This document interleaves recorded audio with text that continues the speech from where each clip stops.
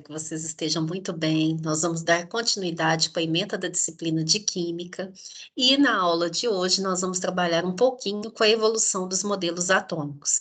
Eu vou trabalhar aqui com vocês desde as ideias de Demócrito e Leucipo até chegar no modelo atômico atual. Bom, gente, por que vocês precisam estudar esse assunto? O átomo é considerado como uma unidade fundamental em química. Quase todos os conceitos e definições que a gente trabalha na disciplina de química fazem alusão ao átomo, né?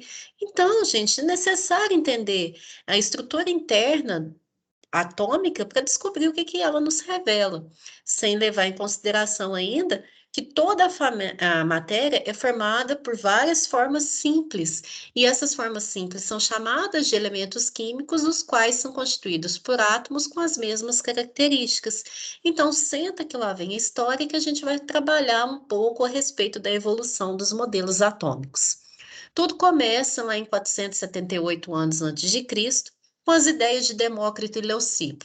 Para a gente entender um pouco o que se pensava há tanto tempo atrás, vamos pensar numa areia de uma praia. Quando a gente avista uma areia da praia, de longe ela parece ser contínua. Mas se a gente pega essa areia, gente, e coloca nas mãos, a gente vai ver que ela é formada por minúsculos fragmentos, pelos aqueles grãozinhos. Então começou-se a pensar o seguinte: será que vai chegar um momento que a gente vai dividir a matéria em minúsculos grãos, mantendo a identidade lá do início da constituição da matéria, sem alterar? E aí chega a ideia de átomo. Ah, não, temos divisível. Então, quer dizer, naquela época estava tendo a concepção de que os átomos eram aquelas partículas indivisíveis e indestrutíveis que constituíam a matéria. O que é interessante? Estava pensando sobre a constituição da matéria em 478 anos antes de Cristo. Do que é constituído tudo que se estuda, né, no universo como um todo? Mas não era baseado em resultados experimentais, então não poderia ser considerada como modelo. E aí passou-se muito tempo até chegar em 1807. E aí a gente tem o primeiro modelo atômico, que é concebido como o modelo da bola de bilhar, que foi elaborado por Dalton. E esse modelo, gente, já foi baseado em experimentos conduzidos tanto por Lavoisier quanto por Proust. Então, o que Lavoisier fez? Pegou um recipiente hermeticamente fechado e aí colocou as substâncias para reagir. Então, as substâncias inicialmente presentes a gente vai chamar de reagentes, e aí aconteceu esse processo de reação química, ele aferiu a massa, então ele colocou esse recipiente com essas substâncias inicialmente presentes, aferiu a massa numa balança, e aí o recipiente estava fechado, não tinha nem entrada e nem saída de gás, e aí aconteceu uma reação química, ele foi lá e pegou esse recipiente e aferiu a massa de novo. E ele viu que os produtos, eles tinham a mesma massa dos reagentes. Então, o que Lavoisier conseguiu falar a respeito disso? Que na natureza nada se cria, nada se perde, tudo se transforma. Em uma reação química, os átomos não eram nem destruídos e nem formados, eles eram apenas recombinados de modo a formar outras substâncias. Então, se a gente olhar aqui, nós temos 4 átomos vermelhos e 2 verdes. Eles não foram criados nem destruídos após a reação, ó. Eles recombinaram para formar novas substâncias. E aí a gente também tem a lei de Proust. O que Proust previu? Ele previu o seguinte: numa reação química, os reagentes e produtos, eles estão sendo formados, né, no caso, os produtos, eles são formados a partir dos reagentes em proporções definidas. Se eu alterar a quantidade dos reagentes, consequentemente, eu vou alterar a quantidade dos produtos formados. E aí são considerados proporções que definem essa lei. Em que no exemplo aqui, ó, nós temos inicialmente 2 moléculas de uma substância pura composta, dobrou-se a quantidade dessas moléculas que estavam inicialmente presentes, então aqui fez um experimento, observou a decomposição, né, em substâncias simples. Quando dobra a quantidade, ó, dobra a quantidade também dos produtos formados. Então, essa é a lei de Proust. Essas duas leis são chamadas de leis ponderais das reações químicas e elas foram fundamentais para a elaboração do primeiro modelo atômico, que é o modelo de Dalton. Então, Dalton chegou à conclusão que todas as substâncias são formadas por átomos, átomos de um mesmo elemento químico são iguais em todas as suas características, cor, tamanho, formato. Cor a gente nem fala, que é uma propriedade organoléptica que a gente viu, né? Então, o átomo seria enxergado? É uma coisa complicada de falar, mas eles teriam as mesmas características de tamanho, de forma, e que os átomos de elementos químicos diferentes, gente, eles vão se diferenciar também por suas características.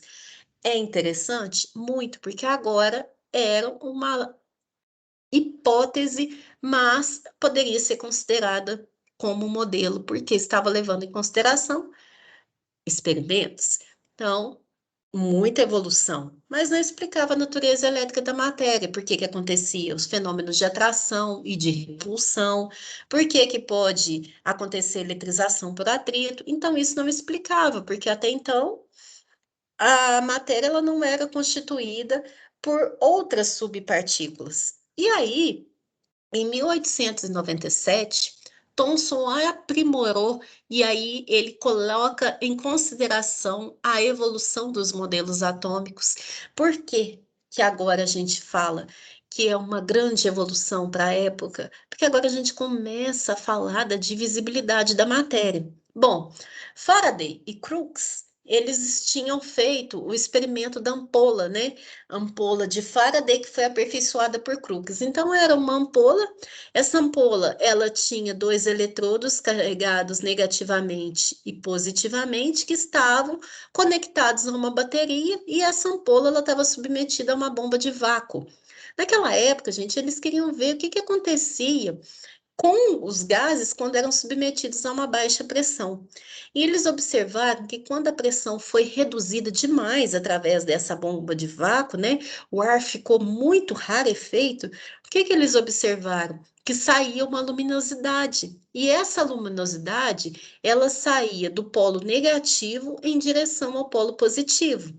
E aí, Thomson, que acabou levando todo o respaldo científico na época, porque ele aprimorou essa bomba de vácuo, conduziu o experimento fazendo o ar tornar-se cada vez mais rarefeito, e aí ele conseguiu estimar a relação entre essa massa e carga desses raios aqui, ó, que foram chamados de raios catódicos. E além disso, gente, com o desenvolvimento das bombas cada vez mais potentes, conseguiu ver o comportamento desses raios catódicos frente ao campo elétrico e campo magnético. Como esses raios eles saíam da região negativa em direção à região positiva, presumiu-se que ele era detentor de carga negativa, que posteriormente foi chamado de elétrons. Então, gente, o que que aconteceu? Agora a gente tem a evolução dos modelos atômicos. Um átomo é considerado como um pudim de passas, então ele era constituído por uma região positiva na qual tinha os elétrons incrustados. Qual que é a grande inovação da época? Agora, dá para explicar os fenômenos elétricos, porque dá para falar de atração e repulsão, porque foi descoberto carga, né? E, ao mesmo tempo, era uma evolução para a época, né? Porque tinha conseguido ver o comportamento de gases quando submetidos a baixa pressão. Só que era um grande problema, porque não levava em consideração a natureza dos prótons, e isso aconteceu depois com o aperfeiçoamento dessa ampola de Crookes, mais tarde que aí os prótons foram descobertos, mas até então a gente tem a descoberta dos elétrons.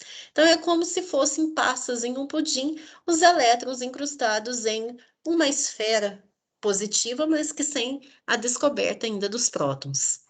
E aí, passou-se alguns anos, e em 1911, Rutherford, ele elabora um modelo atômico associado ao sistema solar. Ele compara o seu modelo a um sistema solar, né, em que os planetas estão girando em órbitas elípticas ao redor do Sol. E aí, gente, o que que acontece? Naquela época estavam sendo estudados a questão da radioatividade. Sabia-se que tinham elementos que sofriam decaimento e liberavam partículas, ou partículas positivas, no caso das partículas alfa, podiam ser liberadas partícula beta ou radiação gama. A gente vai falar dessas partículas alfa aqui, que são detentoras de cargas positivas, e um grande emissor dessas partículas alfa é o polônio. Então, o que que eles fizeram? Colocou, né, no caso o Rutherford, colocou esse elemento químico, o polônio, dentro de uma caixa de chumbo, a qual continha um orifício, e a partir do momento que esse elemento ia sofrendo decaimento, ele liberava essas partículas alfa. E aqui, ó, foi colocado uma lâmina de ouro com uma espessura de 300 a 350 átomos, e aí ele observou o seguinte, colocou aqui um filme fotográfico, né, recoberto com seleneto de zinco, e aí tinha um contador de partículas também, para ver quantas que atravessavam, quantas que retornavam. Então, o que que ele verificou? Que grande parte dessas radiações, dessa partícula alfa, desculpa, ela conseguia atravessar grande parte. Então, ele falou assim: bom, se grande parte dessas partículas alfa estão conseguindo atravessar a lâmina de ouro, quer dizer que o átomo ele vai ser constituído de uma grande região de espaços vazios. Como as partículas alfa são positivas e não está acontecendo repulsão, então quer dizer que nessa região, como conseguiu atravessar, que é uma grande região de espaços vazios, é onde está concentrando a carga negativa, que foi chamada de eletrosfera. Algumas partículas elas batiam e retornavam. E aí o que que a gente pode presumir? Que essa região onde as partículas batiam e retornavam era uma pequena região na qual se concentrava a massa do átomo, que foi chamada de núcleo. Então ali como tinha o retorno dessas partículas positivas, é porque estava acontecendo a repulsão. Então no núcleo tinha quem? As partículas positivas, que são chamadas de prótons. E por que que elas não se repeliam ali no núcleo? Porque também tinham outras partículas subatômicas que a gente chama de nêutrons, que não têm carga. Então, elas impediam essa repulsão de um próton em relação ao outro. Então, baseando nessa experiência, gente, levou-se em consideração que o átomo não era maciço, até então estava sendo considerado como um átomo maciço, não. Ele tem uma grande região de espaços vazios, que é chamado de eletrosfera, e uma pequena região na qual se concentra a massa, que é chamada de núcleo. E esses elétrons estão girando ao redor desse núcleo, como se fossem os planetas ao redor do Sol. Bom, ótimo isso, porém não explicava os espectros atômicos, né? O que que está relacionado a esses espectros atômicos? Ah, por que que os fogos de artifício têm cores diferentes? Por que que a gente pode explicar o fenômeno da bioluminescência, da quimiluminescência? Isso não explicava. E aí Bohr aprimorou 2 anos mais tarde o modelo de Rutherford e falou o seguinte: aquela eletrosfera que tinha sido descoberta ali por Rutherford, ela era constituída de camadas. Então, a eletrosfera ela tinha 7 camadas que variavam de K, desculpa, gente, de K a Q. E aí, o que que acontece? Cada camada vai ter uma quantidade de energia. As camadas mais próximas do núcleo, elas têm menor energia, as mais distantes têm mais energia. Quando o elétron está numa camada de menor energia, passa para uma camada de maior energia, ele vai absorver essa energia, né? Quando ele retorna ao estado inicial, que a gente chama de estado fundamental, ele libera essa energia na forma de onda eletromagnética, luz, né? Com comprimentos de ondas específicos. Então, como os elementos químicos têm essas transições diferentes entre o estado fundamental e o estado excitado, que é o mais energético, no retorno as cores vão ser diferentes, e aí isso podia explicar os fogos de artifício, a quimiluminescência, a bioluminescência. Então, a gente pode falar que o modelo de Bohr, associado a Rutherford, é o primeiro modelo que fala de quantização de energia, né? Quantização. Cada camada tinha uma quantidade de energia. Só que não explicava por que que os elétrons não se chocavam com o núcleo, porque estavam em órbitas circulares. E aí veio a questão do Summerfield, 3 anos mais tarde, que também implementou esse modelo que já tinha sido concebido por Rutherford e Bohr, e colocou as órbitas elípticas. E aí vão surgir os números quânticos secundários, né, que estão relacionados aos subníveis de energia. Então, gente, tudo estava perfeito até então, já tinham considerado que os elétrons giravam também, não só em órbitas circulares, mas em órbitas elípticas, mas até então estavam considerando que o elétron, ele tinha uma posição definida. E no modelo atômico atual, isso caiu por terra. Por quê que caiu por terra? Porque se o elétron ele tem uma massa que é 10 elevado a 31 vezes menor que a nossa massa, não teria como saber ao certo aonde que o elétron está. Então, o conceito de órbita passou para o conceito de orbital, onde a gente fala de probabilidade de encontrar o elétron, mas a gente não pode falar com precisão. É a mesma coisa assim, um carro em altíssima velocidade numa rodovia. A gente pode prever mais ou menos onde ele está, mas exatamente não. É a mesma coisa que o elétron, uma massa muito pequena, então ele se move numa velocidade muito grande.